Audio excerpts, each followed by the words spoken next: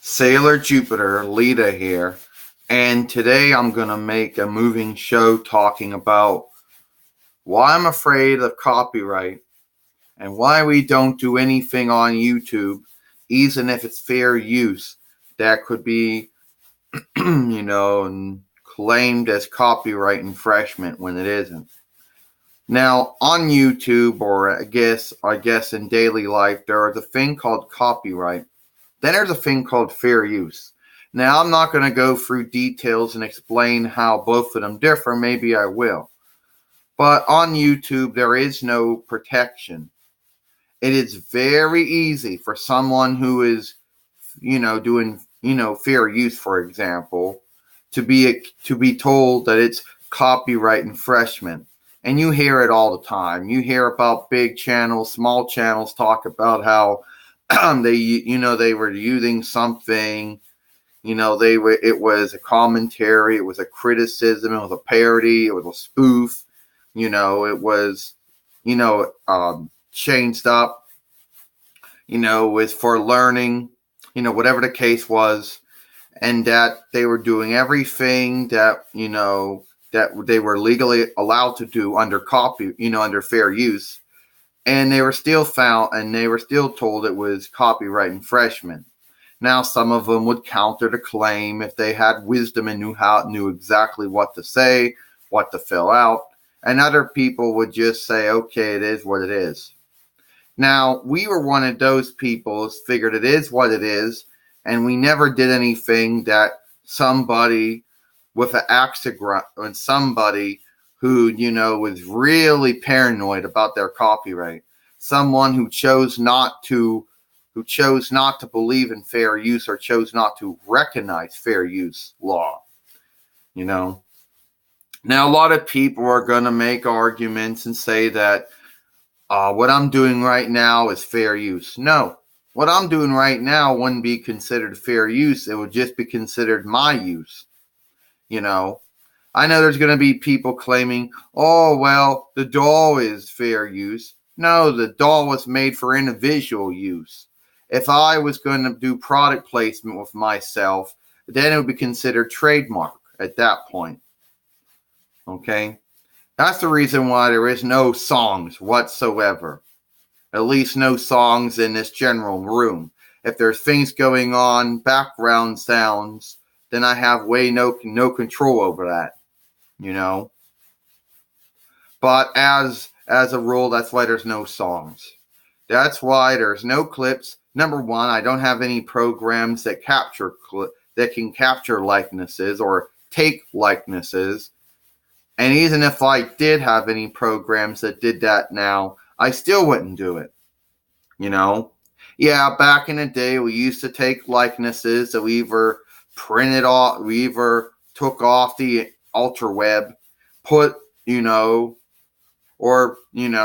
front of the likeness taker, or when we used to use ArcSoft Magic Free Visual, for example, one time, and we used to show pictures that way.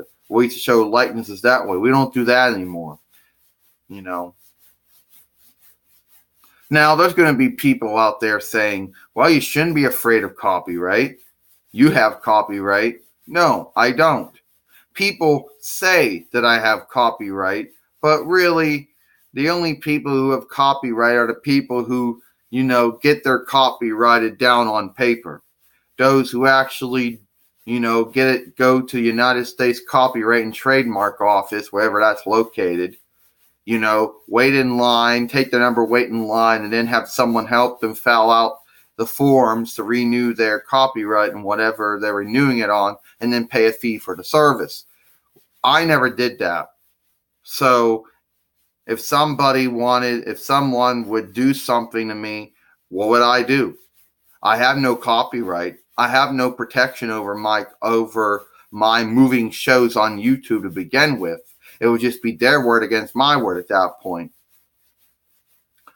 And anyway, I really don't care if anybody takes my moving shows. I don't care what anyone does to my copyright. Actually, I shit on my copyright. I really don't care about it. But a lot of people do. And then there are people who don't recognize fair use. But since I'm getting off the underworld, the point is that there's no protection for somebody out there who's legitimately violating copyright. Yeah, but for someone who isn't, there's no protection. You can get as much in trouble as the person who actually is causing the trouble. You know. And it's not like YouTube actually does the investigation to find out if the copyright claim is fraudulent or not. They find that out after the fact. Most of the time, people just go on and flag things as copyright. And under law, they have to do whatever the copyright holder tells them. So they assume that they have this assumption that everybody who's reporting copyright infringement is being, earnest. But a lot of them, for the earnest ones, there are the fraudulent ones. And people who do fair use are the ones that get frauded on, So I don't do anything that involves fair use. I don't do anything that would actually constitute as copyright infringement. And it doesn't matter how many updates that is given to the law. It doesn't matter how many additions are made to the fair use part, how many updates to fair use it is. If there are some people who recognize it and some people who don't recognize it, then there is no protection for you. Some people would like to think there is protection, but there really is no protection. Anyone can get in trouble with copyright infringement, even if they didn't do anything wrong, partners and non-partners alike. But most likely it always seems to be big channels that get in trouble more often, since big channels tend to do fair use.